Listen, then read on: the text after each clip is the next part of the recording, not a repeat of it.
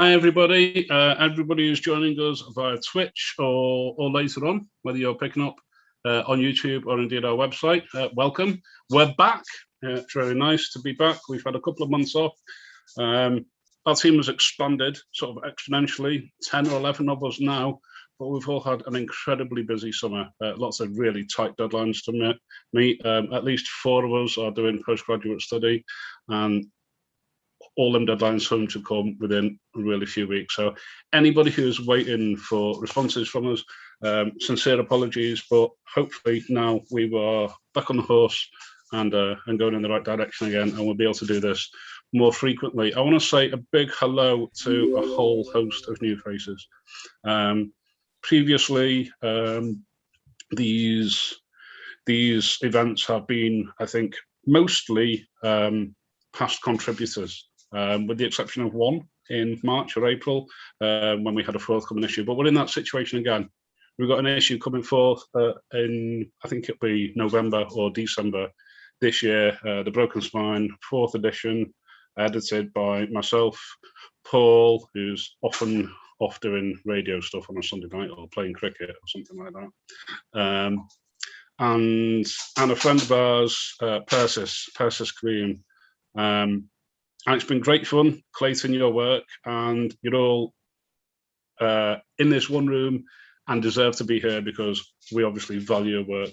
Okay, and I hope that anybody watching from home appreciate just how good these poets in this space are, because it's more about them than it is about anything that I do, definitely.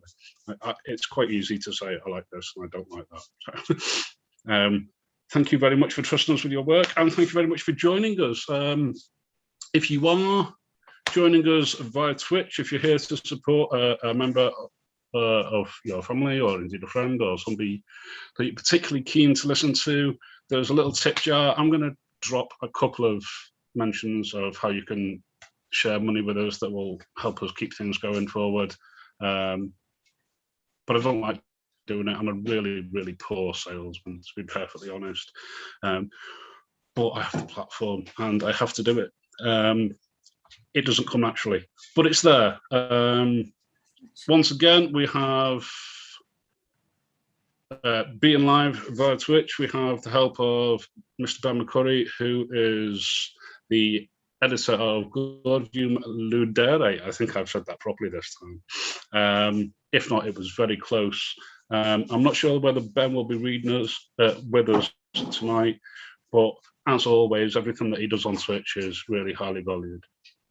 Okay, I suppose the first order of business, really, I did mention this on Twitter, and I think I mentioned it in my email invite, is that we don't think that Stuart's going to be with us, which is unfortunate because we are still trying to, well, of course, the splash, it's certainly deserving. Stuart's book is excellent, it really is, and perhaps I'll read from it later if Stuart isn't able to make it. But other than that, we are here for the business of reading and listening to poetry.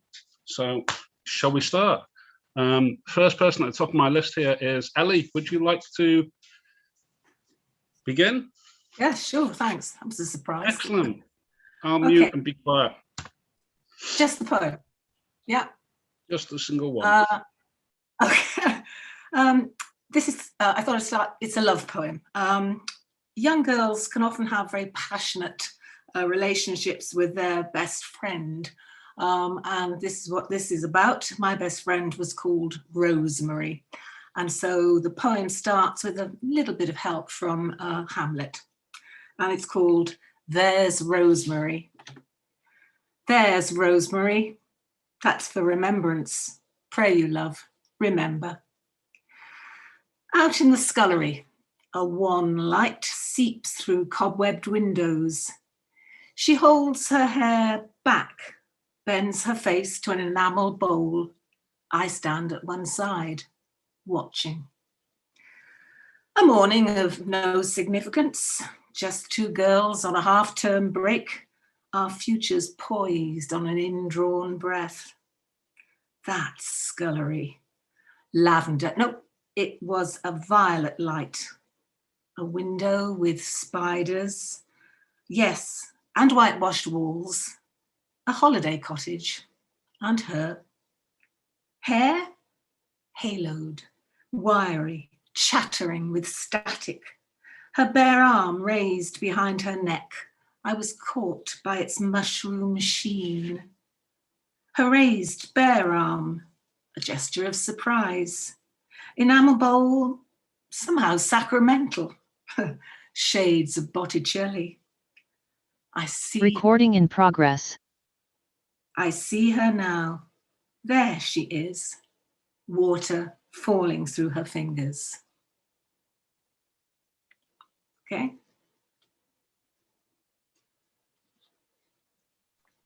Can't hear you. Thank you very much, Ellie. Did I just interrupt that with a? Yeah. There was a technical issue then. I'm still really on sorry. my That was lovely. Do you want to read that last stanza again, or the last few lines again? I'm really sorry, I missed them. Okay. I was enjoying the poem so much up until that point. Okay. That's scullery. Lavender. Oh, it was a violet light. A window with spiders. Yes, and whitewashed walls. A holiday cottage. And her. Hair, haloed, wiry, chattering with static. Her bare arm raised behind her neck. I was caught by its mushroom sheen. Her raised bare arm, a gesture of surprise. Enamel bowl, somehow sacramental. Shades of Botticelli. I see her now. There she is. Water falling through her fingers. Thank you for taking the time to read that again. Some beautiful lines there, some really nice images. I think so, and by the looks of the room, everybody appreciates it. I still got the a sign on my screen. The meeting is being recorded. Do I do anything about that? No, that's as it should be. I Okay. should have set that up prior to reading. I wasn't aware that it was going to make a big noise in the middle of your. So apologies. We're okay as we are at this point. Okay, Ellie. While I've got you, while we have your attention, is there anything else that you want to tell us about yourself at the minute? What are you working on? I'm working on getting my first collection published by Hedgehog. It was promised for earlier on this year, but so far nothing's happening. So we shall see. Things have been slowed down, unfortunately, haven't they? So Okay, we've got something together, which is great. Nice news, and if it's all as good as that, then it's something certainly to look forward to. Okay, next person on my list is Ankh, who's all that far away in New Zealand, yeah? He's got up at 6 a.m, I think where he is, so probably a strong coffee. Yep, absolutely. It's what quarter past 6 us, now. Ankh? I'm going to read a poem called Celiac Bird God that came out in Hobart After Dark, I think a couple of months ago. And I won't explain it too much, except to say that I do have celiac disease and I am an inveterate bird feeder every morning. The rest probably is obvious from there. Celiac Bird God. She jokes that I'm some kind of deity to sparrows. Every morning, mana flows from the back door to the feeder via this two-legged conduit. I don't tell her that a self-made god does this kind of thing, at least a little selfishly, to fend off a lifelong struggle with purpose. The certainty I breathe for any reason in particular has escaped me, and this body is not godly in any way that matters, struggling to, in its ridiculous ways, simple bread and indigestible substance, even a crumb, slow poison to it. Forever hungry and jealous, and clearly no transubstantiation will happen in this temple, and yet, barely awake, I find my hands again full of stale risks and crusts of purpose, a heel of godhood, dangerous only to me. Take a step back, another. The door is barely shut, and pale flames alight to consume the feeder in a flickering miracle of birdie fire. Offering accepted, gone, and in the glow of it, I wonder who's really blessing whom. I can't blame anything exotic for the warmth inside. We're too far south for mythic wicks of waxwings, far too damp for a phoenix. Sparrow paradise must be noisy and strangely polite, the way they queue for their chance at the bounty. I hope a bird god doesn't need to eat. I hope a bird god has no purpose at all except to carry bread. I hope for morning at times like this when my hands clench completely empty in the dark. She sighs in her sleep, the tail of exhale, a whistle, a chirp. Tomorrow, I hope to feed something until it's full, God or not.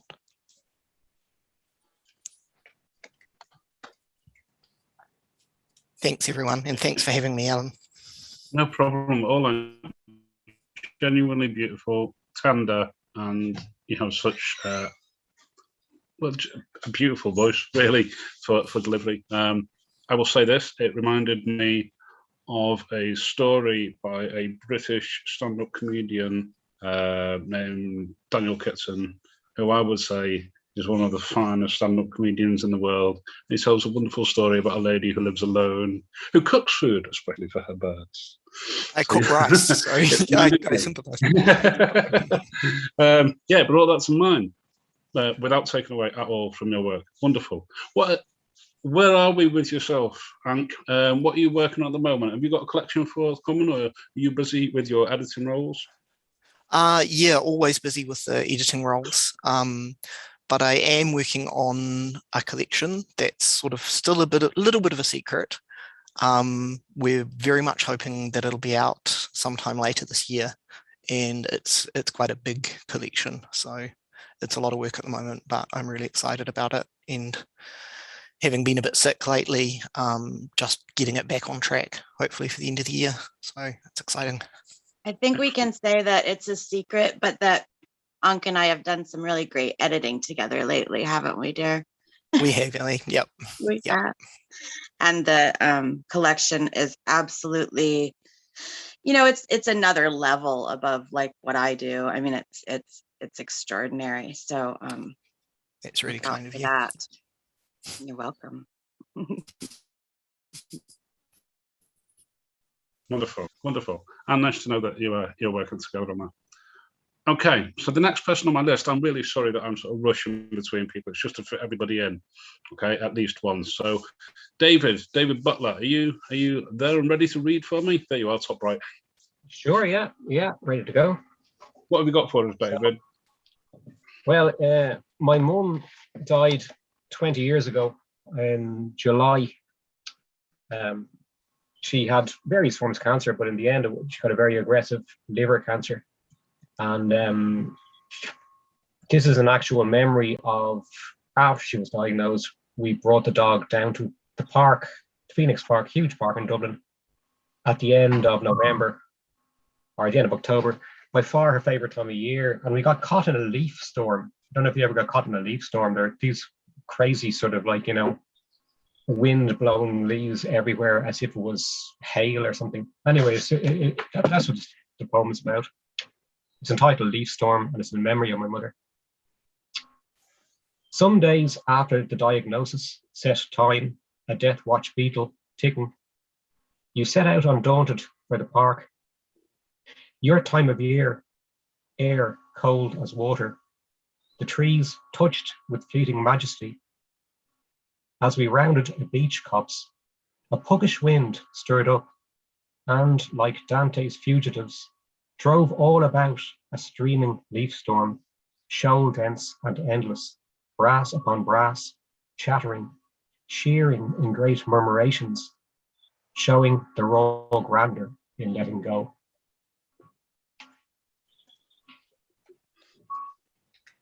Thank you, David. How did you find writing that? Was it a difficult write? It wasn't, in that it's one of many poems I've written about my late mother over the last 20 years. And it was a particularly vivid memory that I just wanted to do justice to that have been hovering there for a couple of years. And the way it came to me earlier this year, I just thought, yeah, okay, she would have loved this. Let me just put it that way. She would have appreciated it, you know. I think tonight, if I get an opportunity, I'm going to read one from my latest complete collection, which is, it's a bit of a departure from me. All that film noir stuff that when I sort of developed an audience or readership, and when I put out Neon Ghosts, I sort of became known for it, or I certainly felt like I did. But it was primarily really as a result of listening to a lot of Elisabeth's and David Hanlon's work. David's not with us tonight. But writing about personal experience, writing about mine in my own life, I found that really quite difficult. So, I mean, kudos to you for being brave and tackling them things head on. Have you got a project that you would like to sell to people here and in the wider world? Go on. I'm not sure if sell is sounded like you've got news. Sell isn't quite the right word, but this is my new collection, Liffey Sequence, and it will be launched on the 29th of this month online. So if anyone wants to attend just online and listen to a few more of the poems, that's when it's going out. I don't have any more information as yet. We're still arranging what it will be like, you know, but it'll be a Zoom launch. So there we go. Congratulations. And I think that's something that is really important that we do after we finished here. If we all sort of jump on Twitter for 5 minutes or so and say well done and share and make sure that we leave links to our work and make use of it. If it doesn't today, then perhaps when this goes live on our website and we share that, it's an opportunity for you guys to stick links to your latest publications and really jump on the back of this, because it's difficult enough selling books, isn't it? Yeah, well, it's difficult enough getting read and selling books. So I'll stick the title into the chat. There we go. Okay, excellent. I'm going to move on swiftly, I suppose. Emma, you happy to read next? Yes. We normally coincide these nights with Reeside magazines and Lizzie, so I'm going to read my poem from Reeside magazine, their yellow issue, and this is A Yellow Ring. And that's wonderful. Unfortunately, Lizzie can't be with us tonight, but it's always worth giving her a little shout out to what she's done for us at Reeside. Hopefully she'll catch the recording. I'm sure she will. A Yellow Ring. A delicate flutter of yellow caught me as my hay-fever-fuddled brain tried to work out what it was seeing. A summer cobalt, black eye of a flower sized for a doll's house. The cat nudged me to feed her. I returned next morning. The bunch of forget-me-nots seemed paler. A couple of flowers had lost their sun. I could hear the buzz of the culprit. Unlike with humans, these washed-out flowers were healthy, pollinated. I gave you breakfast, shifted you away from bed sores, attempted to make the bed more comfortable. The day is marked by a dimming of stars until you went back to hospital, and I came home alone, a new status. All but one of the forget-me-nots faded to the white sympathy bouquets. I cut and pressed it so it would keep.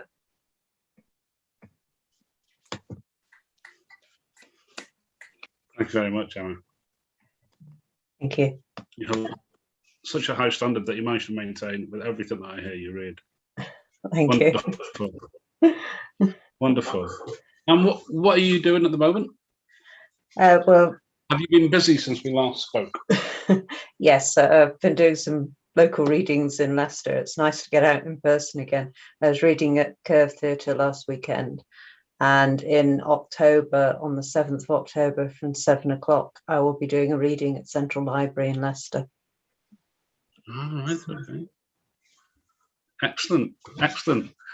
It would be nice to get back out and about, wouldn't it? We're hoping, fingers crossed, that we can pull off a live event in person, at least one before the end of the year, potentially two. Paul and a couple of other former Broken Spine, I'll say former, they're members of the family, previously published Mary Earnshaw, David Walsh, Paul, and I have had a collection, Bellissima, accepted by Drake up in Scotland, and we're hoping to have an in-person launch. And I think it really changes, doesn't it? It elevates it becomes tactile, like shaking hands with people and handing books to people and all them types of things. It's massive. And every time we speak, you've been reading somewhere in Leicester. Okay, next person on my list is Grant. Grant, is that Tabard or Tarbard? Okay. I don't think you've got your camera on, have you, Grant? You there? Yep. Hi, Grant. Okay, and you have work forthcoming in the Artist Collective 4th edition, yes? Yes, yes. Okay, will you be reading that, or will you be reading something else? No, something from the same collection. Okay. When you're ready. Let me have a sip of Coke. Right, Giblet. After Claudia Emerson's On Leaving My Body to Science. Pack the forests away in this dark night. I won't need them anymore. Here with thin cigarette smoke, trunk of posed opium. I is a liminal state. This scalpel has become a familiar, listed in known accomplices.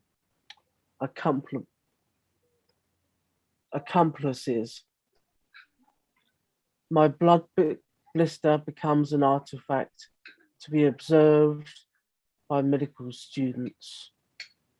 I becomes non-compliant, an unnecessary baggage claim of this mortician's cadaver, eyes sewn as tight as buttons. That's it. Thank you very much, Grant. Have you got a story to tell? We've not met you before, so would you like to share some more information about yourself, your work? Where to begin? Well, Sorry for putting you on. future work. I have Dog coming out with Gatehouse Press, and this is the carousel your mother warned you about, coming out on 3 drops.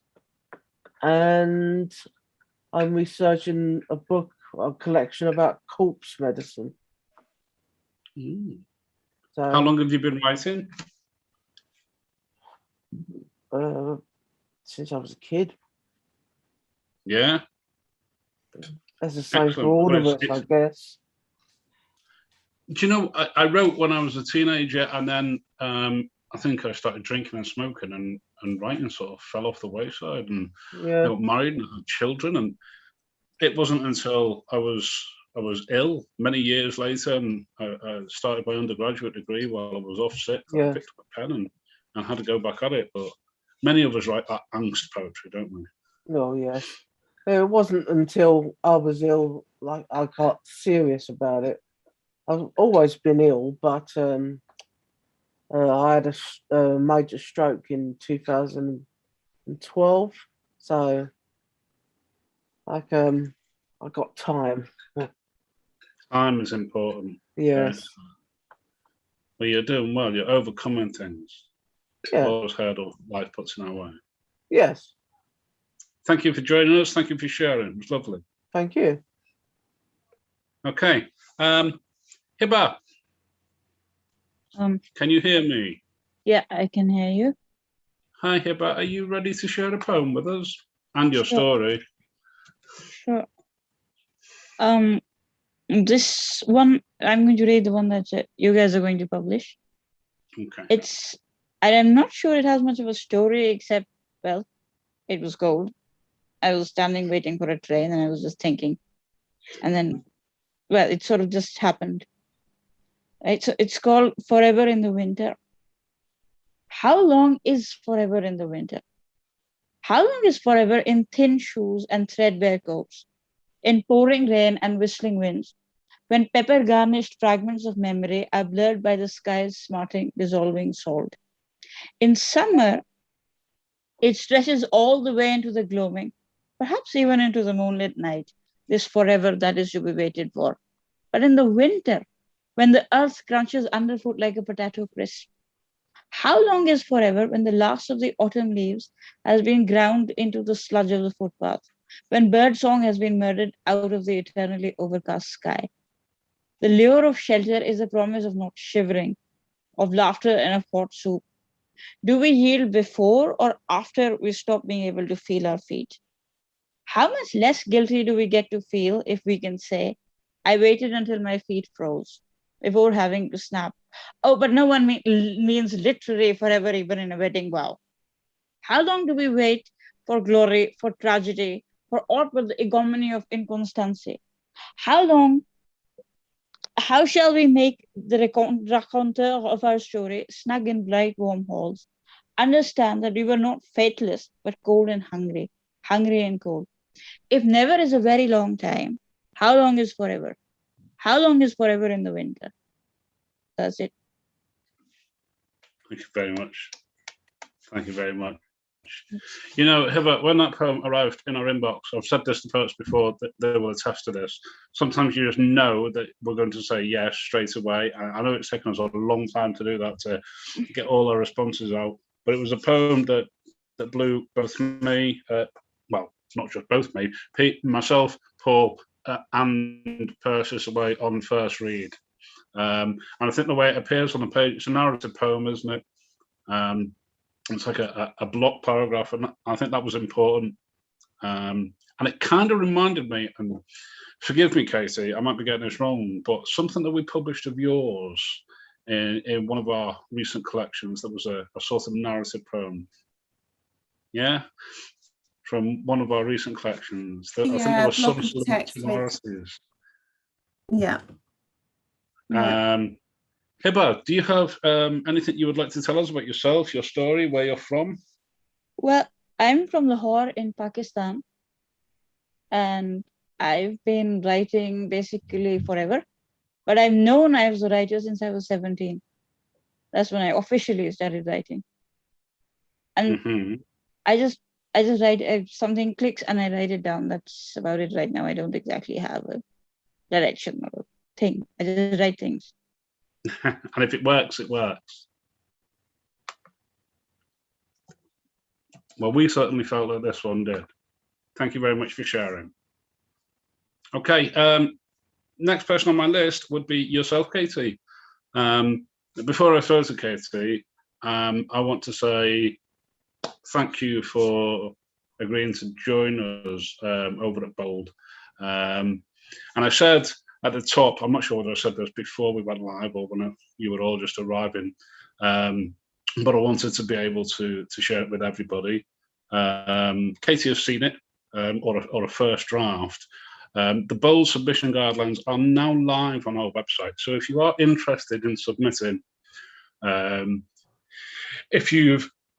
we have said that we are interested in poetry, art, and prose that is interested specifically or connected to masculinity in some way, but that is definitely not, as our guidelines and everything on that page on our website makes clear. It's not all about a cis straight white man's version of masculinity, not at all. We're interested in all the different images, all the different constructs, and everybody's experience, positive and negative.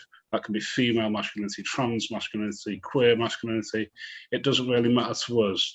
But we think that it's rich, and it's something that we wanted to mine. And we think that when we open for submissions, probably in about 4 weeks' time from now, we might leave it until after the October reading period for The Broken Spine.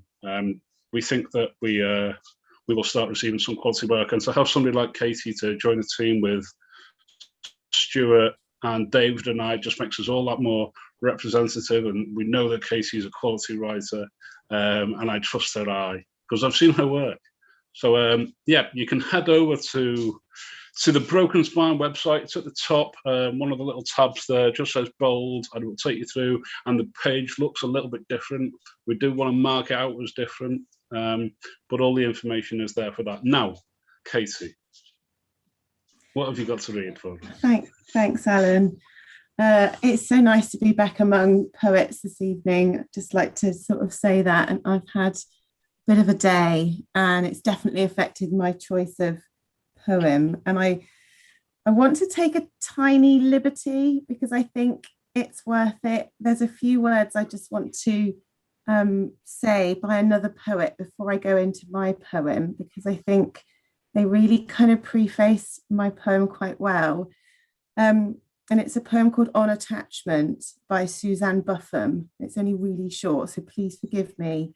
I'm asking forgiveness, not permission, for doing this. So On Attachment, a house burns all night in the middle of a field, a beautiful sight, even if the burning house does happen to be mine. Sooner or later, all burning houses will be mine. Did you get that? So my poem is called Keeping Up. Again, it's quite short. Keeping up. She goes every day to her allotment, a trowel in her knapsack, powdered miracle feed in Ziploc plastic, a handful of seeds in her pocket. She grows only flowers, carefully times her planting to produce a year-round display. She knows what each plant needs to thrive: the acidity of the soil, the drainage, the light. She welcomes honeybees, battles aphids, black spot, grey mold, and slugs. One night, she goes to her allotment with a jerry can and a box of matches, burns her plot to the ground. The flames leave nothing behind, not a solitary plant, just a square of black amongst the bean poles and scarecrows, charred soil, and the ashes of roses.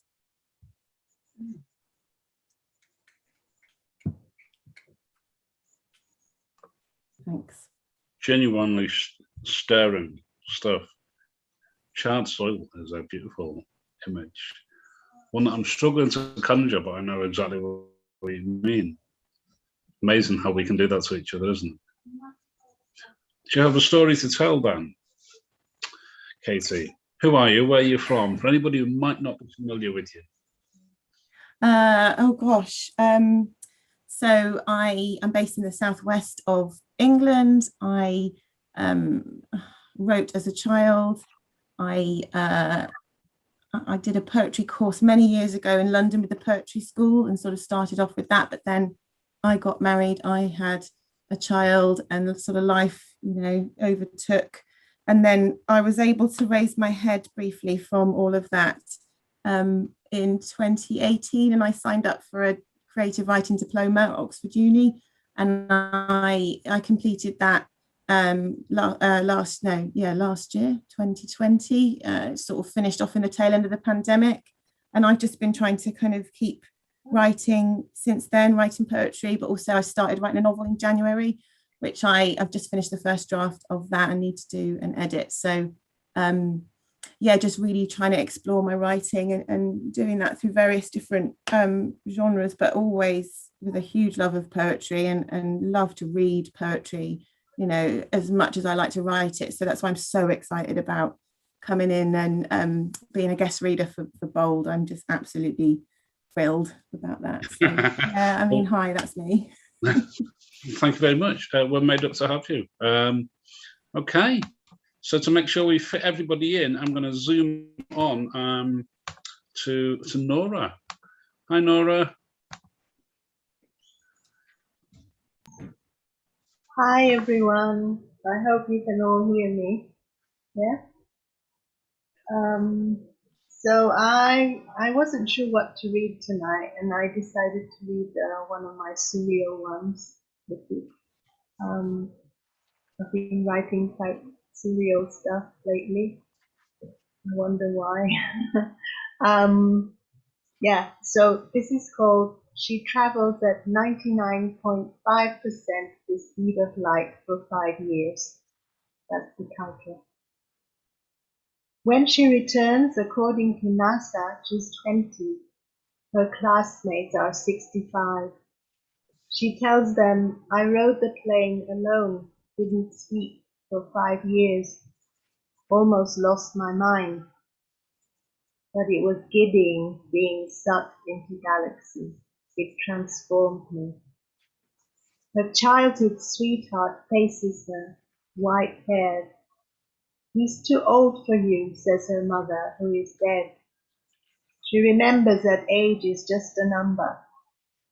A close-up of his face shows he's terrified of hers. Oh, baby, baby. Perhaps he sees her as a newborn with bright features, or he thinks he's seen a ghost, a younger version of herself, or wishes he'd been sent on that journey himself. Nothing's really changed, she assures him. I was on a mission, that's all. You took ages, he says. She decides not to talk about the light she's seen. Oh yes, fast forwarding. Thank you.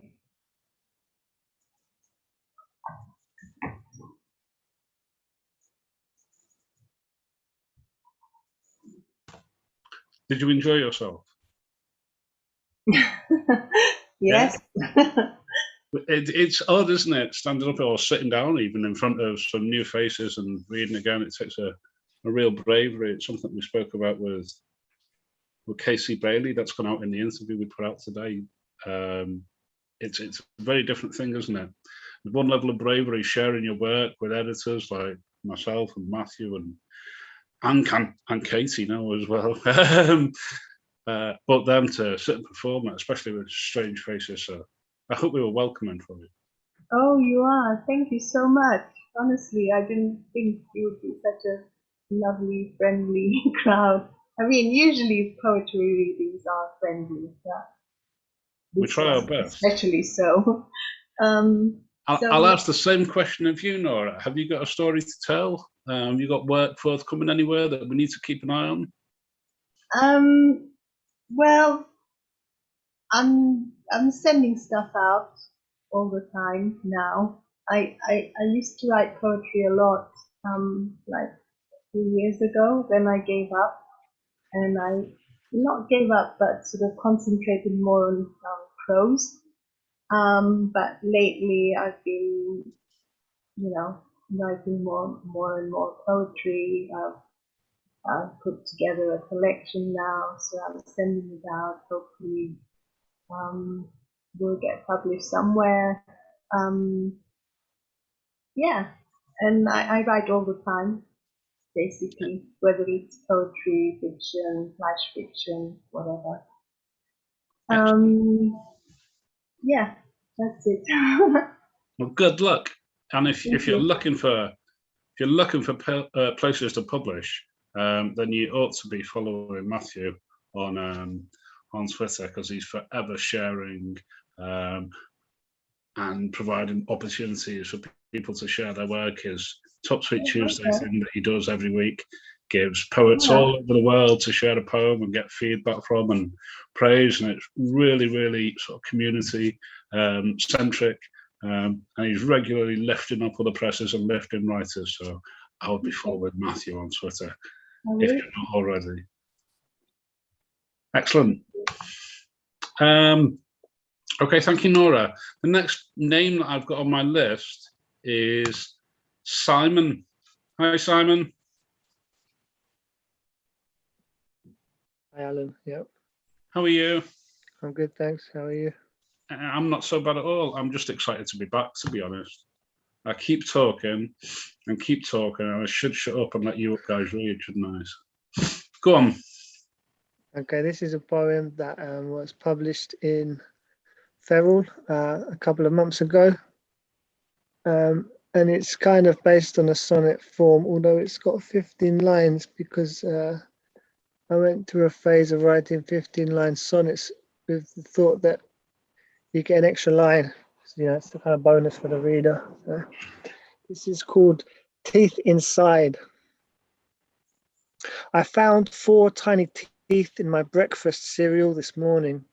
They weren't human, they were mice, I think. But it says something about the way we're living when even the infestation is malnourished. I'm losing grip on reality, can't trust a single thing I see or think unless I can touch it. But what I think is things you don't want to touch. I've got to go, so I throw on some clothes. You know, I heard it's good luck to throw teeth up on the roof, so I do that. Let the mice have them back, shouting, stay out of my fucking breakfast at the vermin. The old girl opposite looks on as if she feels the same way. Thank you. Well, I wasn't expecting that F-bomb. You have such a nice face. That's okay. That's okay. We're all grown up. Sorry, excuse my French. No need to apologise. Oh, when you surprise me, you've done something well.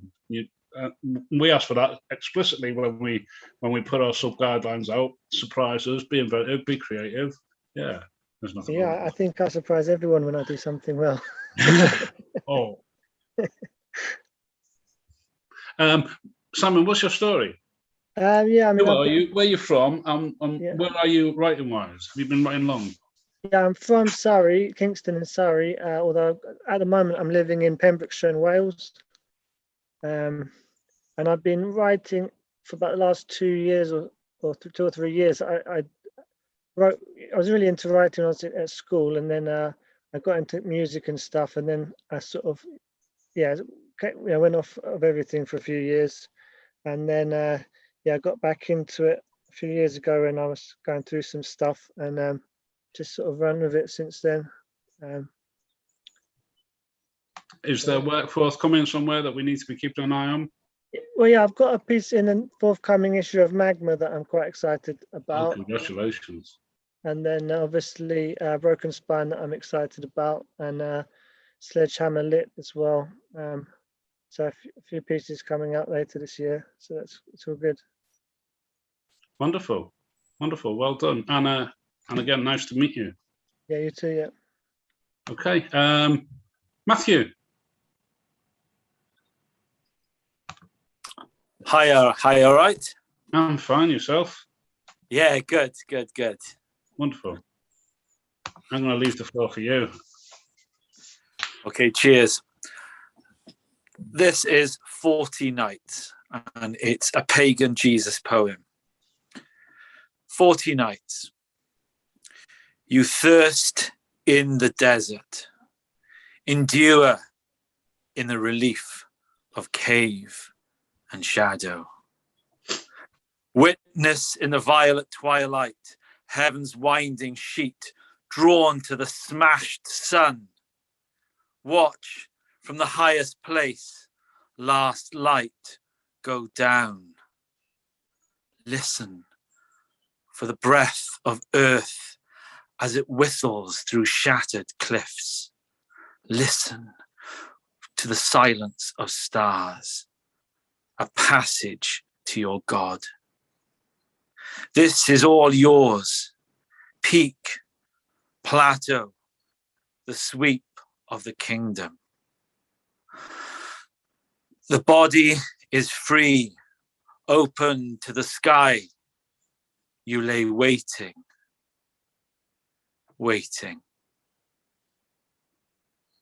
Thank you.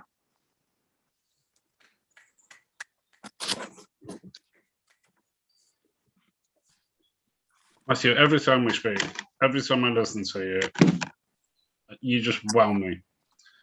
You have such a delivery. It's phenomenal. You were born to do this, weren't you? Well, do you spend long practicing your poems? Your recitals? I do practice. Yeah, I do practice because I've naturally got a stammer. I've always had a stutter. So what I like to do is just kind of prep up. I don't prep up loads, and generally I'm a fairly fluent speaker, but I guess there's always that thing that I'm not totally complacent. So I do try to practice. And actually, Alan, I got this brilliant poem here called Border Towns by you. Right, okay. I don't know that. So have I got about 30 seconds to read it? You put me in a really awkward situation. I can't say no, can I? And I can't say yes because it's take 30 seconds, Matthew, and read my poem. Thank you. I just thought because you're so such a selfless person, Alan, I thought it would be good to read possibly one of yours from Freedom Rapture. I'm squirming in my seat. Yeah, probably. So this is Border Towns by Alan Parry. Decades wandering sanguine highways, honouring pillars of curiosity, marvelling at the howling black night. Ultraviolet girls stretching like cats in tiled restrooms, awash with fear, transfixed by honest mirrors, ritual trips across indigo sands, dry kiss of burning wells, and words of centuries. Thank you very much. And now please don't clap. Thank you. That poem that Matthew's just read for you was written. I've spoken about this beforehand, so our audience on Twitch and Twitter beyond this room tonight might have heard this story before, but just for the few people in the room, Matthew put out a submission call for poetry that was themed on Jim Morrison and Blondie, sort of mashup record, Freedom Rapture. Is that the name of the record? Yeah. It's the name of the record.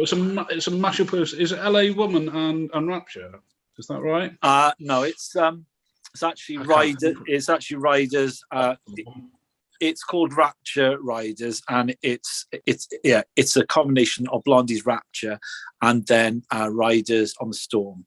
It's a brilliant song.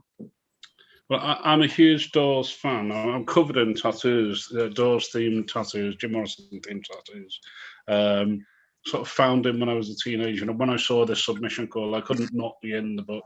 I was going to just send Matthew work until he said yes. I think I ended up writing 20 poems. It's now a collection that is sort of in the ether somewhere. It's been submitted to numerous people, so hopefully it will find a home soon.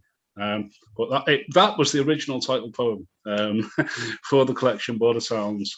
I think it really hit your submission call on the head. I'm very proud of it and really appreciate it. I won't read now. I'm gonna read one of Stuart's instead of one of mine. But I'll tell you what.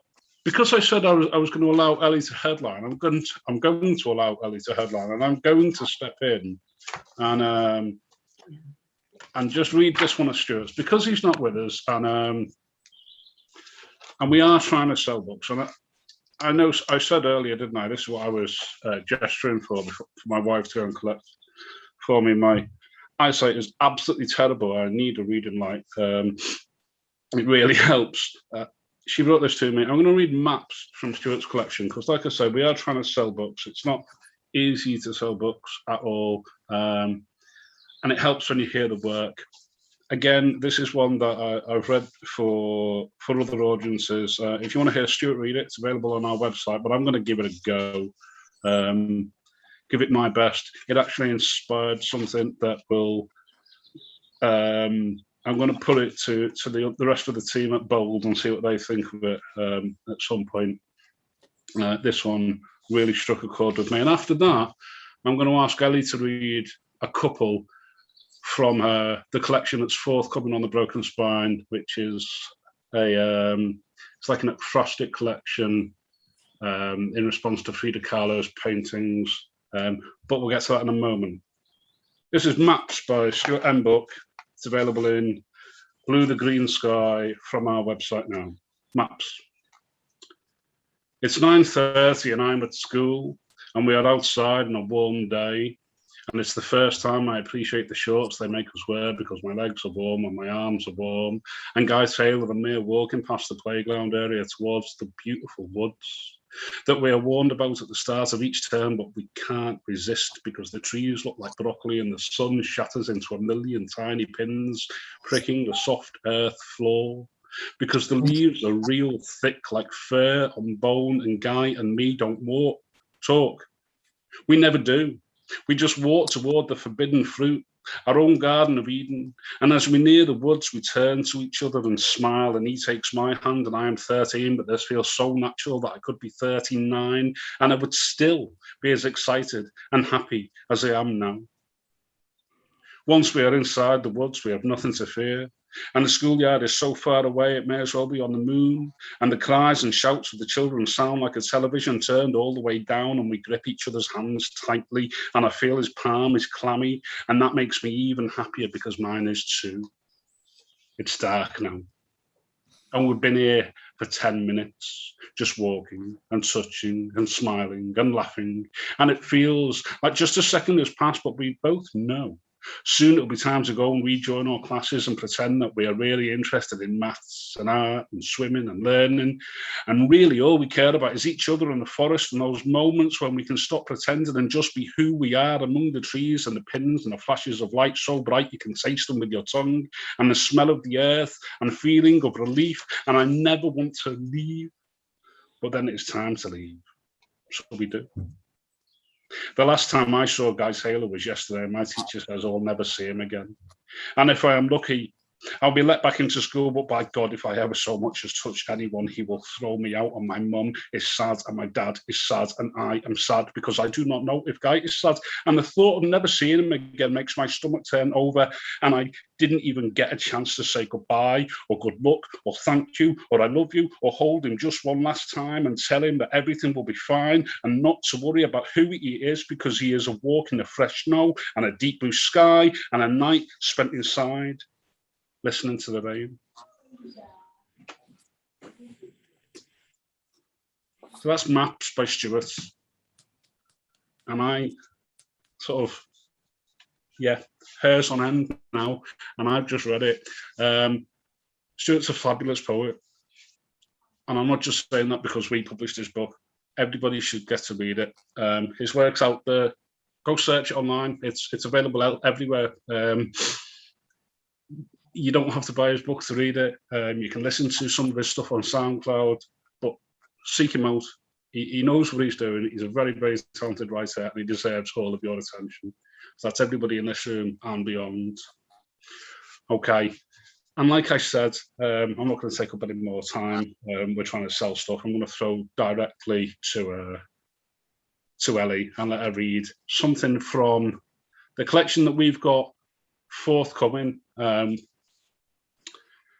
When we launched Broken Spine 1 back in, oh my word, right at the very end of February, it was spring 2020. We launched in person, and Ellie came over. She was touring the country with Dave Hanlon, who I mentioned before, who was working with Kate, Stuart and I on Bold. And they were able to attend in person and read for us. A lot of the work that Ellie read that night was dual language stuff. And it really excited me. I hadn't heard it like that, poetry like that before. Certainly not heard it in person, face to face. Really excited me. I think much of what she read that night was published by Self-Couth. Am I right? Just give me a nod. Cephalo. Cephalo, sorry, my apologies. Published by Cephalo. And we've been trying to find the right time to put another collection out. because I was so enamored with it. We now have, I think, is it 23 poems that we've been working hard to really polish, and they'll be made available very, very soon. So Ellie, I'm going to hand over to you. We've had a lovely time editing together. We work really well. Alan is so generous and kind and gentle, and the editing has been just wonderful to do together. And I kept trying to write him a better poem. I would keep bringing more stuff, and he's like, Ellie, I think we have a book. Like, you don't have to keep going forever. But it's like, I just wanted it to be so perfect for them and for Broken Spine. But I'm very happy with where it's gotten to. So like Alan said, I think ever since I've met Paul and Alan, I've wanted to work with them and publish with them. And I think I've been nagging a little bit here and there ever since. And my dream has finally come true. I twisted their arm enough. So maybe I'll read two, Alan. Does that work for you? Yeah, please do.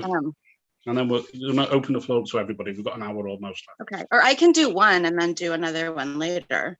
No, go on. Please do. So like Alan said, this is a tribute, an ekphrastic tribute to Frida Kahlo's art and her life and her person and me in her life and how our lives mirror each other in odd ways. And yes, there is some language in Spanish, but not so much that you won't be able to follow, I hope. So the first one I'd like to read is called Tree of Hope, Remain Strong. And I started off with a quote by Frida. There is a skeleton or death that flees in the face of my will to live. Frida Kahlo. Two worlds, two Fridas, fissures abound. There is no earth below the splitting earth. There is only life and death. Sí, por supuesto, soy fuerte. Of course, I continue with faith in my mind. The fissures howl louder than words. No stitches, never enough stitches can repair so a body which has been through so much above and behind her. The beautiful blue moon aside, always beside her, a miserable companion, the bloody red dwarf, víctima de polio en su año de 6, víctima ya, mejor la Tijuana triunfiada. Like Elisa, no way to meld the lives, los monstruos, adicciones, las fallas de los dos. Haunt us like masculine ghosts with knives, cutting open lower backs to see how much we can take. Citing our beauty, our artistic ability, strength is an illusion as much as it is a broken spine to hide behind tanto dolor. Illustrious red dwarf, show yourself, coward of the Mexican hills. Come out in the day, explode, destroy. Take me when you will. Thank you. Thank you, Elisabeth. Thank you. Can you tell us which painting it was that inspired the work? So that one is Tree of Hope, Remain Strong. It was painted after one of her last operations. It's quite closer to the end of her life. I can put a link to it somehow. It's just a really powerful one. I'm having trouble describing it to you without having it in front of me, but yeah, all of her paintings are so visually strong and so profound and deep, and she just had no fear, it seemed, to paint what she wanted us to see. And I've tried so much to honor her fearlessness by matching. I see that Grant. Did you see Grant cushion that is waved in front of the camera, the Frida Kahlo cushion that he's waving? Oh, good. Thank you. If anyone wants to hold up a visual. Yeah, and so this group is, there's a lot about more like the end of her life, whereas the first version I did was more about the accident that began her physical problems, and this is much more with Diego and with her politics and with Trotsky, her those dualities. She had so many dualities in her life. Gender-wise, sexually, with different men, with communism, with Mexico. It's kind of those endless juxtapositions. So the second one I'd like to read is called Between the Curtains. And she painted this, it was subtitled Self-Portrait for Leon Trotsky. It's a very soft picture of her at the time when she had an affair with him. Between the curtains, para Leon. It hurts me to write about how beautiful I was when you loved me. I am not that woman anymore. Standing there, softly radiating, any moment, a bird could fly from my lips and land in your mouth. Oh, viejo, oh, mi amante, the idea of you so much better than the sex. Not as good as I dreamed of. So I use our memory to invoke spite instead. Not for nothing, no, not for nothing our love, making the old hands, the withered flesh so tantalizing. A tener un hombre como tú at my heels, at my neck, to make someone so powerful succumb to my power, my allure, the curve of my breath, the curve of my breast. I will later paint myself for you with pink nipples erect, a communist corset, a hammer and sickle just for you, painted tenderly over my ribs, my spine, my belly, my hips. For you to revere the idea that I wanted you as much as you wanted me. En realidad era yo la cosa para ganar, como que soy yo tan linda como la Virgen, imposible para sostener. I am the thing to covet. I am pura mujer.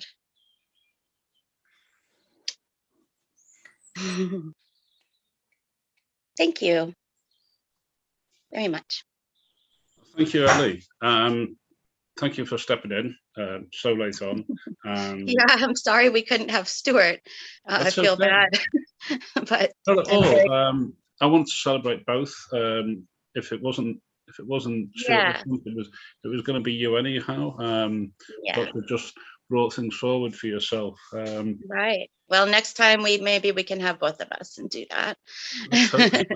I hope that the rest of you here are as enamoured with Elisabeth's work as I was when she first read back in February, March 2020, whenever that was, and can see why I was drawn to that specific work. I think it's visceral. I don't understand all of it. Ellie has translated for me, but I don't feel like I need to either. I listen to Buena Vista Social Club and I don't understand a word of what they sing. But I'm drawn to things with that Latin feel. I think it's excellent, and I hope you enjoyed it too. Thank you, Ellie. Other than the work that you've got forthcoming with us, is there anything you would like to say before we open the floor to anybody wanting to read again? Well, busy with Animal Heart Press, with Feral, with our upcoming authors. We have some really exciting authors coming out the end of this year and next year. We're quite full. I just taught a workshop through Animal Heart on prose poetry, and we're going to be doing more of those. So if you're interested in doing like a 3-day intense workshop with me or Animal Heart Press, let us know. We're going to be doing them kind of every few months. So that's exciting. I really enjoyed teaching workshops in that way. I find it very inspiring. And the students came out with this, they were like prose converts. They were like, I'm never going back to free verse. I love it. The text box, So I felt very like it worked. They got it. Just busy as can be. And, hopefully I have another book coming out next year with Saras's poetry. I'm still kind of waiting to hear on that. I have a contract with them, but it's kind of more like which book they'd like. So, I'm good. I'm rebounding. Excellent. Congratulations.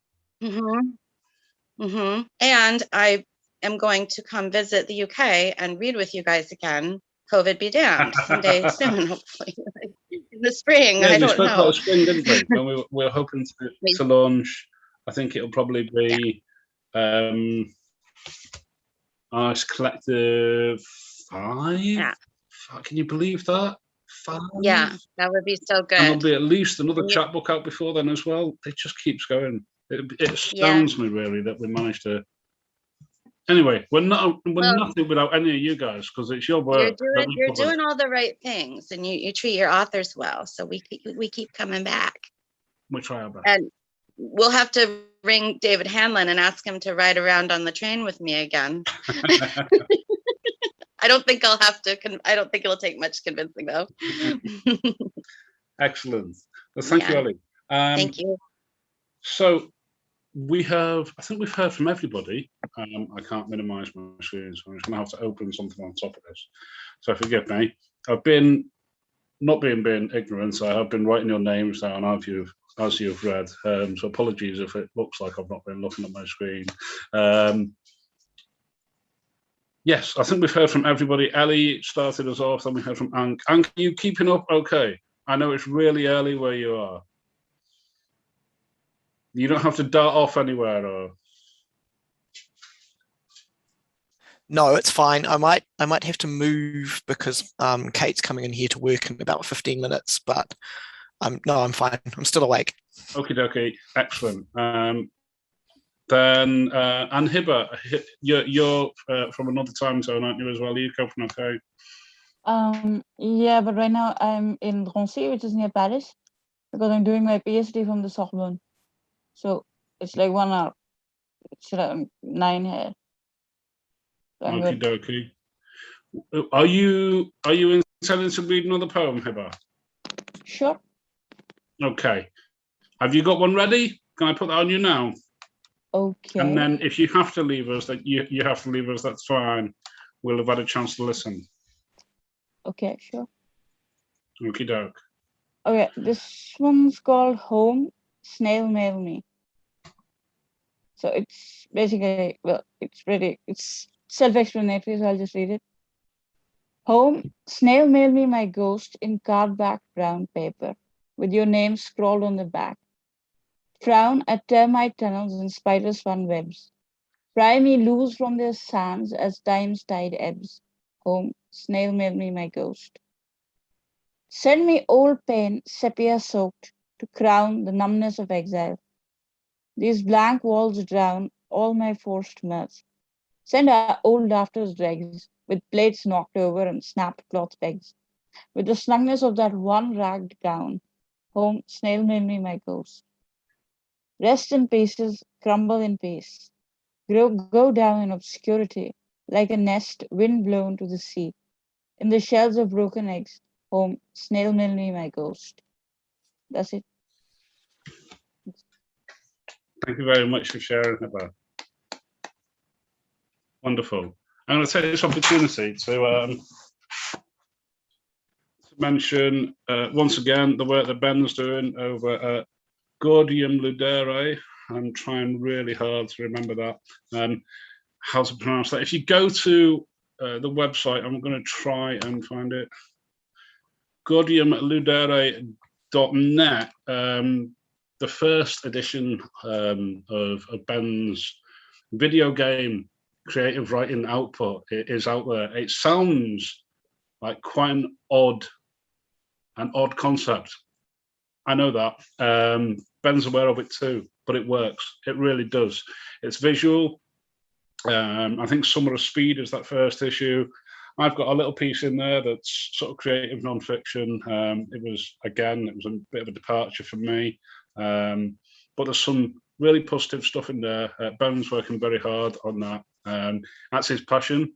I was talking right at the very beginning, I think perhaps before we went live, about the team at Broken Swan, and some of us are just completing postgrad study. Ben, I think, has got about 8 days before he's about to submit his dissertation, which I think is into the alt-right and how GTA has been a breeding ground for alt-right sort of enthusiasts.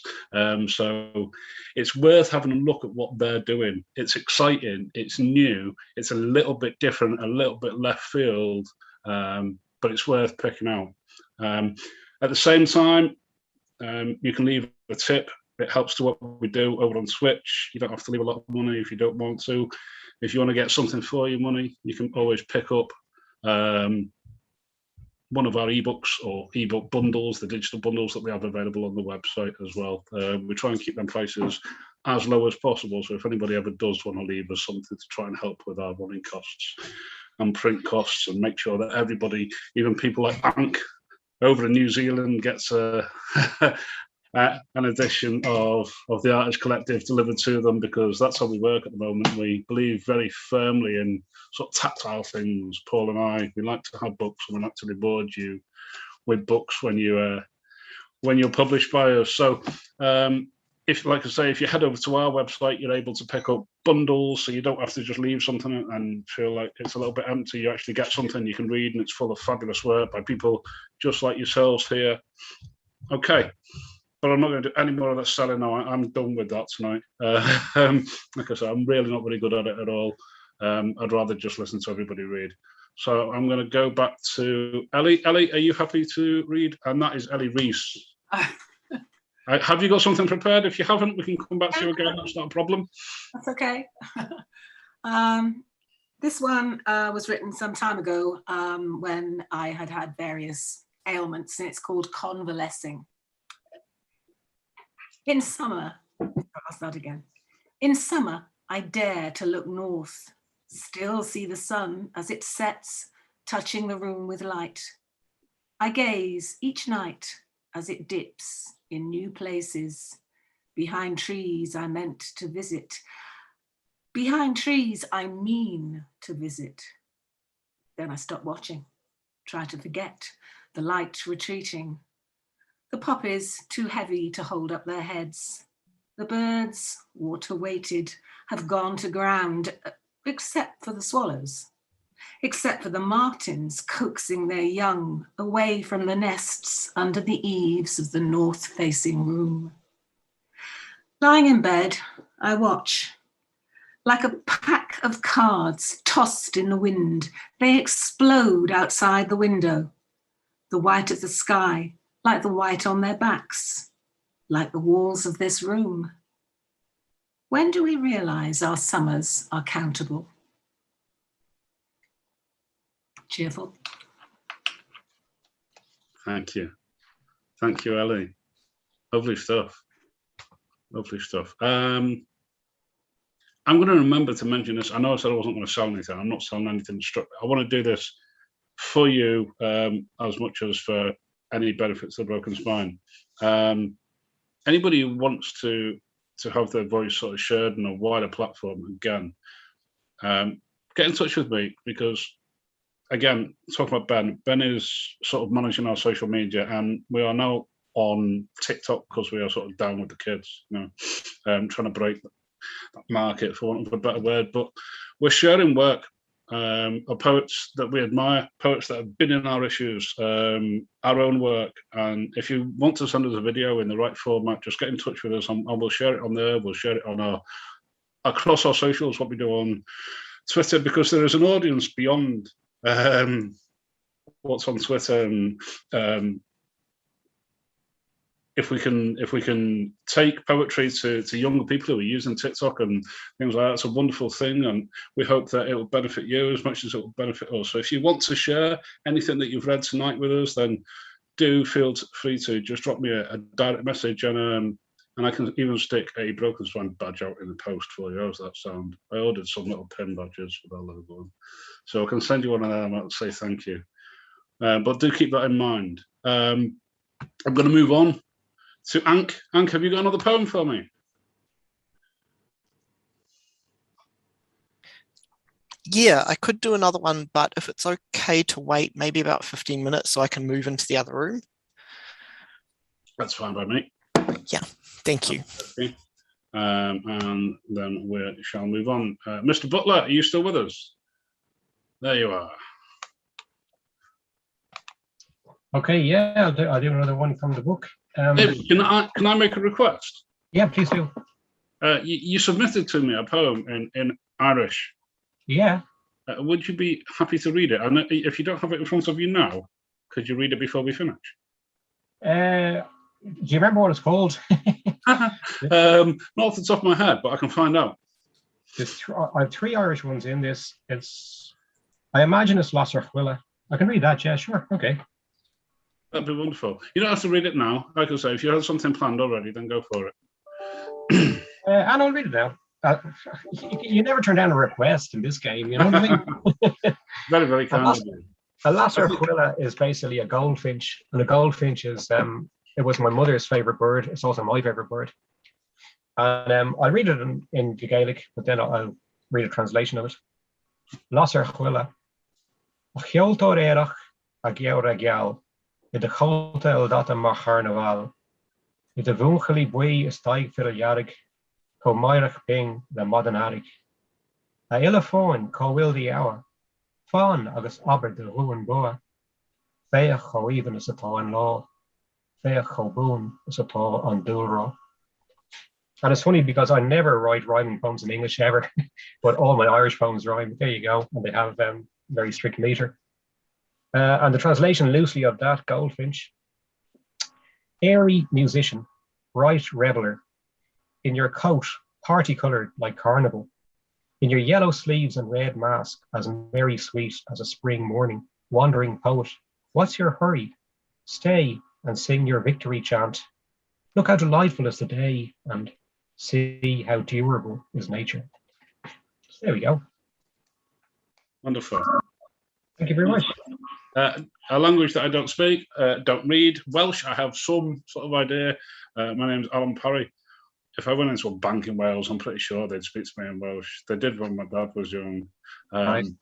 So I have some idea of how to pronounce certain words. Irish is just completely and utterly alien to me. But I think it's beautiful. It's beautiful on the ear. I like the way it rhymed. It's not something we tend to do at Workers' Band. But in performance rather than print, sure, yeah. It really adds something. So thank you for taking the time to do that for my me. pleasure. Yeah. Emma, are you ready to read for us again? Are you happy? Yes, I've got another one. This Lovely. one was published in the Citron Review, and just before the lockdown back in March 2020, I was lucky enough to get to see the film director Steve McQueen's exhibition at the Tate in London. And this was one of the poems inspired by that. And it's called Ashes with Hindsight. Looking out to the sunny, calm horizon, one screen shows a young Grenadian man on the bow of a small boat, laughing. A visual cliche for a man with his life ahead of him. The boat bobs. The screen on the reverse wall shows a headstone being cleared of an engraver's stencil, a young man's name and dates above, a fresh grave. It's where the boat was headed, a life flattened at the height of youth. The films run on a continuous loop, but the viewers have to move to the opposite side to see the ending or beginning. The oblique suggesting the story could disconnect with a viewer's intervention. Thank you.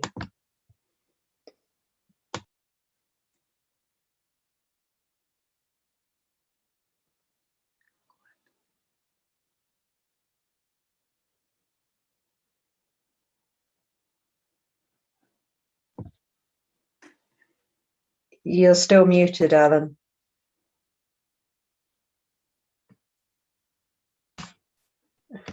There we are. Again, thank you for sharing with us. Very kind of you to share a second poem with us. Always good value, Emma. Now, Grant, you're next on my list. Are you happy to read again?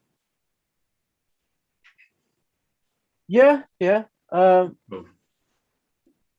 I'll read one from Dog, which is a bit of a break from the mood. It's just a short one. I wrote Dog in canto, so 28. Dog's hind legs were registered charities. They supported his social standing. At the philosopher's party, it was said that the total absence of Dog was Dog. Dog was the toast of the one bottle shindig, and everything is happening at us now. We are all one with the past, lying in simple tastes and scents. That's it. Thank you very much. Excellent. Lovely to hear another poem. It gives us a real idea of what you guys are about beyond what we publish, which is one of my favourite things about this whole event. Katie.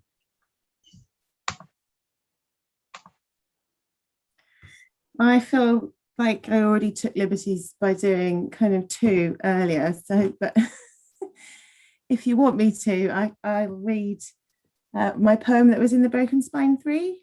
Yeah, go on, Katie. We have plenty of time, I think. Okay, I'll go for that one then.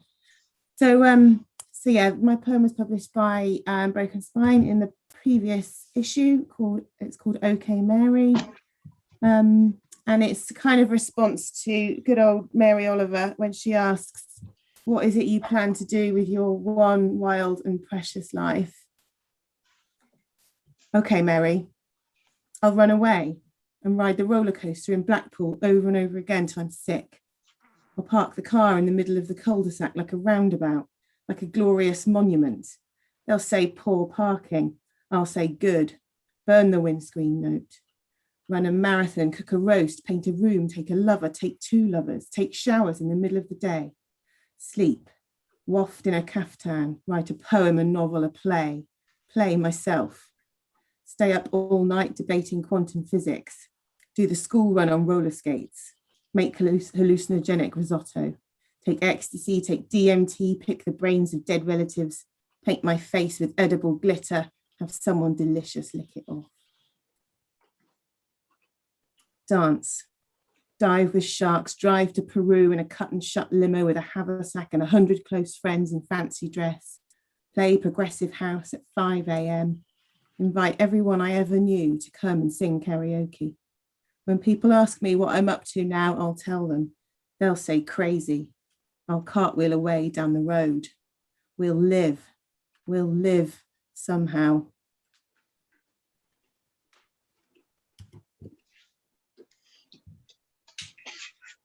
Thanks. So I think that is the poem I was speaking about earlier that I think has similarities to Hibah's. And I think having read Stuart's maps, that they're all relatively similar stylistically, if not in tone and content. And that's why I'm drawn to them. So that is a clue for anybody watching at home or anybody who's maybe wanting to submit something in October. But I'm quite drawn to stuff like that. Okay, and not just me, but the rest of the team here as well. Nora, are you still with us? Or did Nora disappear? Hi, I'm still here, but Hi, Nora, your camera's I've got gone. the video. Yeah, Okay. if that's all right, I'll leave it off. Would you like to read again, Nora? Yes, I'll read you a very short poem of mine. The title is The Untranslatability of Silence. My grandfather said his mother lost her voice. It burned to ashes one night in Warsaw. She never spoke again, but rang bells, or whistled, or stitched moments of silence. Nobody really knew what she was saying, except the man who had lost his mind, burying bodies, babies, broken stars. Thank you. Thank you, Nora. It's getting late where you are. Did you say Cyprus? Yeah, it's not that late, but I'm kind of, yeah. I'm just feeling tired. Perhaps that's what it is. I've got 3 children at home with me. I didn't get half as much done today as I wanted to, and everything feels really late. If you're ahead of us, then, oh my word, I don't know how you're coping. Simon, you happy to read again? Yep. Are you wanting to? Yeah, great. Wonderful. This one is was on Anthropocene a few months ago. It's called Pop-Up Circus. They like your clown face better than your real face. It's your civic duty to report your neighbor. Trees used to be taller. Trees used to add life. His bark is worse than his bite. They should have known. It's only if you drop the matter. It's only a small drop. You can make it. Thank you. Trees used to be taller. I like that. I like that a lot. Wonderful image. Yes. Thank you, Matt. Thank you, Simon. And where did you say that was published? I didn't quite catch. Anthropocene. It's an online journal which they put up a new poem. I think it's every Sunday. Normally like 2 poems from one poet, but it's cool, yeah. Just I think I don't know what it's called, Square Anthropocene.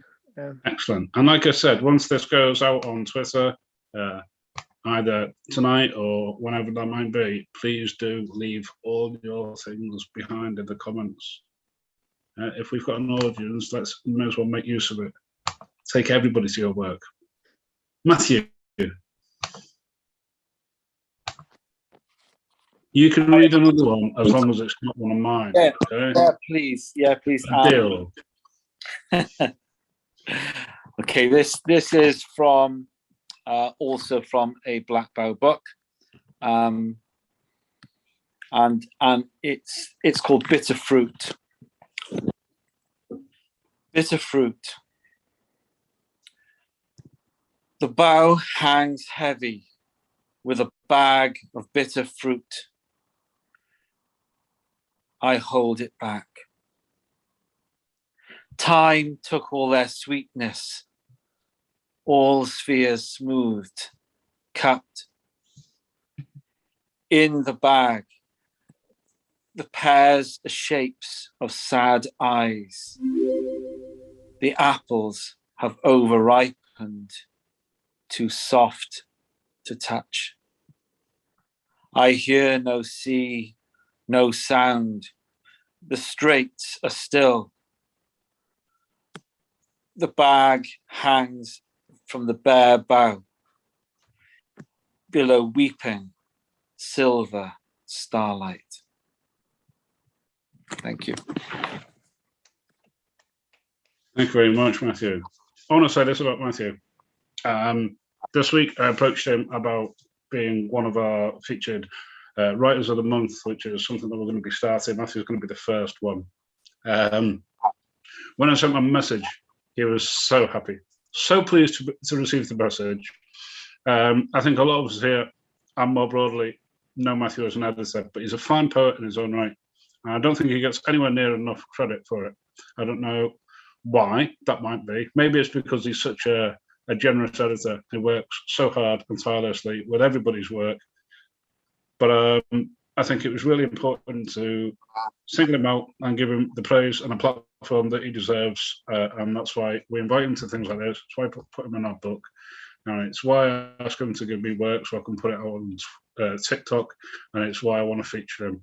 And the same goes for everybody else who's been invited and will be invited in the future. That includes yourself, Katie, and others. We ask you to do these things because we believe in your work. It's really, really good stuff.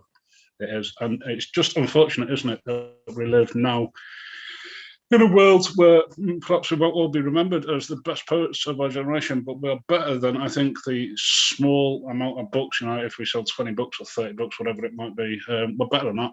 I know we are, and I believe in everybody, and I want to give everybody that platform. So I just wanted to say that about Matthew specifically. Thank you. No problem at all. Okay. Ankh, are you ready? Have you moved? You have. That's a different background for sure. Yes, I have moved. It's a different room. What's that on your wall behind you? All sorts of stuff. There's some Terry Pratchett stuff, so I was pleased to hear that Pratchett reference from someone earlier. I have a Lemmy and a Grinch. Oh, there you go. Okay. Right, I'll just find the poem because now that I've moved, everything's all out of whack. Okay, this is a poem called I Mean, How Do We Balance at All? And it was written as an ekphrastic for one of Paul Brooks's Wombwell challenges that he runs. At centre you carry the weight. I don't mean a heart, but yes, chambers liquid with iron. I don't mean blood, I mean restless and betrayed only by being magnetic, your core invisible to something on the surface otherwise. I mean a heart is a constant kind of collision. I mean momentum dizzies us, sure as a slow leak in the moon. I mean we tide. I mean our being off balance has flow-on effects. I don't mean to be dense. I mean, if your heart was different, this whole life thing would collapse. I mean, fragile. I mean, it is.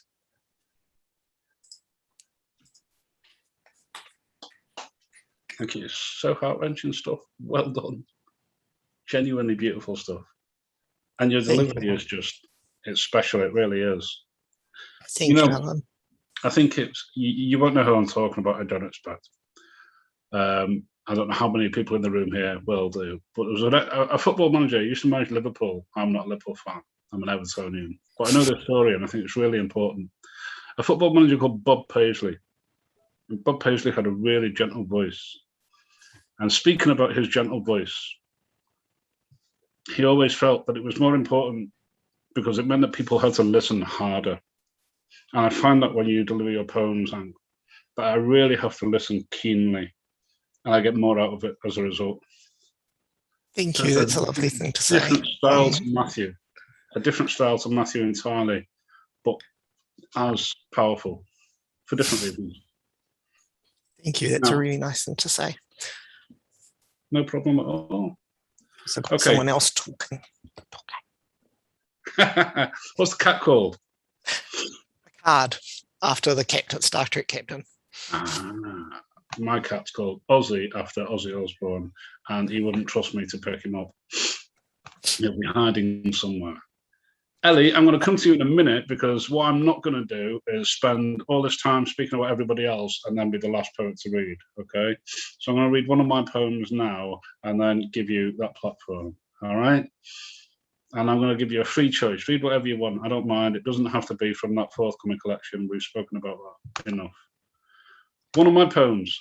I spoke, didn't I, about Ellie's work and Dave Hanlon's work, about how introspective it is, and how after I finished Neon Ghosts, which Matthew edited, not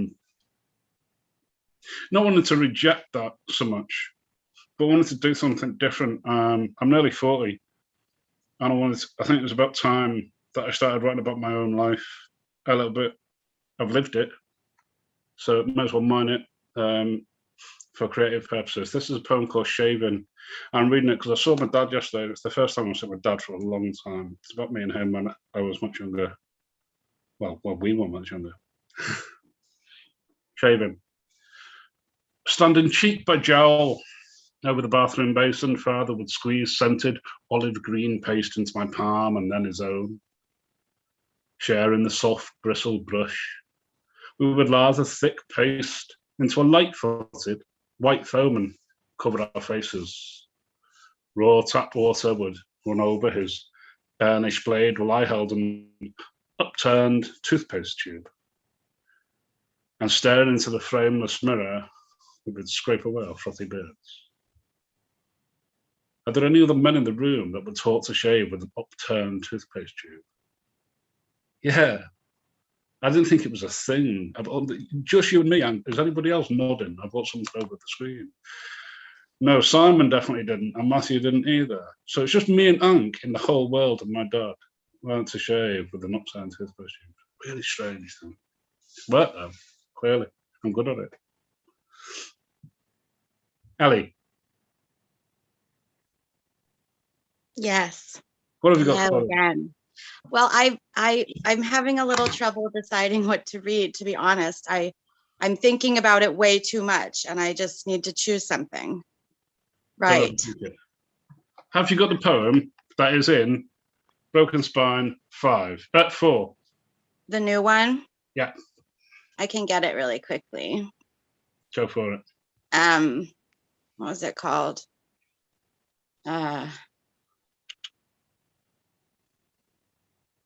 Off the top of my head, I have no idea. While we're waiting, I'm going to share this in the chat. Yeah, I can find it quickly. What I'm sharing there is the link to our website. Did I share that to everybody or did it just go to Grant? I have a feeling it just went to Grant. I don't know why it does that. No idea at all. I didn't get it. Well, it shared again for everyone. I can see that it definitely went to everybody. Okay, so that takes us to the Broken Spines website, /bold, which is what Katie and I are working on with Stuart and Dave Hanlon, who Ellie was talking about earlier on. You can see, hopefully, from the the way the website looks, that this is going to be something entirely different. It tells you what we're looking for. We're trying to be sensitive to all those images of masculinity. Again, this isn't just for the people in the room, although you're all welcome to submit. Really looking forward to opening that up in another few weeks. But please, whoever's watching here or beyond, take that in, soak it up, have a real good think. You're going to have probably 3 months. That's how long we're leaving the window open for. It's going to be like a 12-month period. We're not going to be publishing anything before August, September 2022. So it's a long project. You've got plenty of time.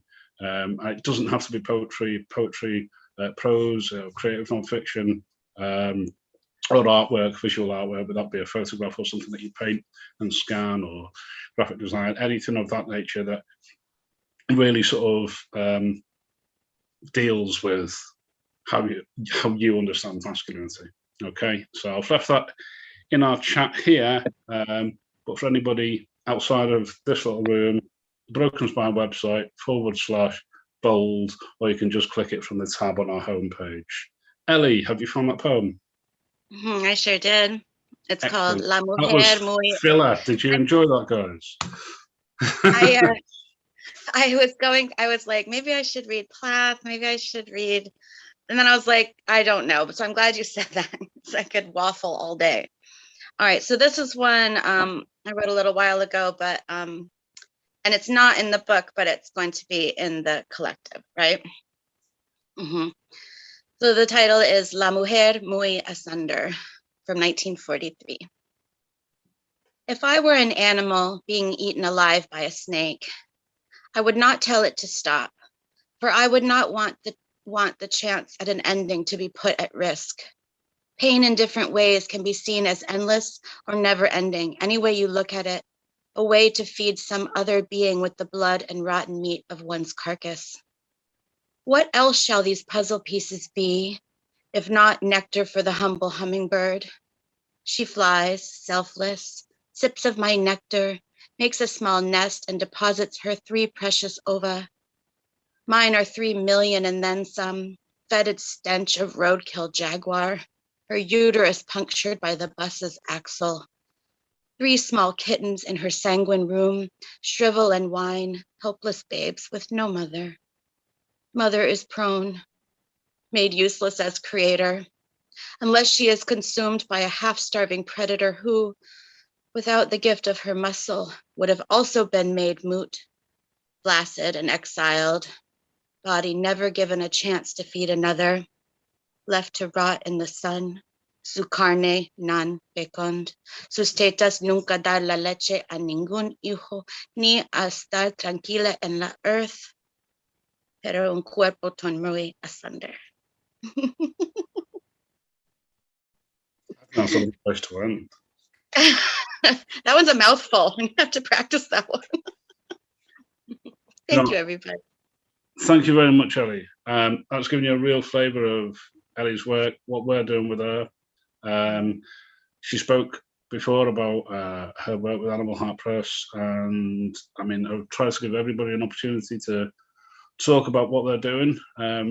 And like I say, please do jump on Twitter when we eventually post about this and share your publications and really use that platform to try and draw some attention to yourself, because you're all fully deserving. I'm aware that it's 8:45 and I've kept you for circa 2 hours. It's a long time to be sat staring at a computer screen. I don't want to keep anybody for any longer than I have to. So, Ankh, thank you very much for joining us all the way from New Zealand. Lovely to meet you for the first time. Listen to you read. Thank you. I feel really privileged. Thank you for having me. I'm so happy I could come here. Not a problem at all. Welcome anytime. Welcome anytime. The invitations will always be extended.